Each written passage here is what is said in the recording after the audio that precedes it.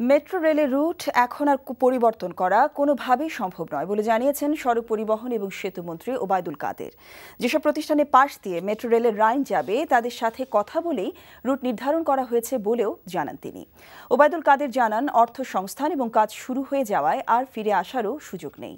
ঢাকা বিশ্ববিদ্যালয়ের শিক্ষার্থীরা যে অভিযোগ করছে তার ভিত্তি নেই জানিয়ে তিনি বলেন, গুরুত্বপূর্ণ স্থাপনার পাশ দিয়ে মেট্রো রেল যাওয়ার সময় প্রযুক্তি ব্যবহার করে শব্দহীন থাকবে।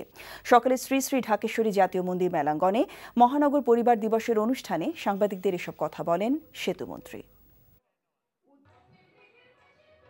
পয়লা বৈশাখ সাংস্কৃতিক কর্মকাণ্ড ক্ষতিগ্রস্ত হবে।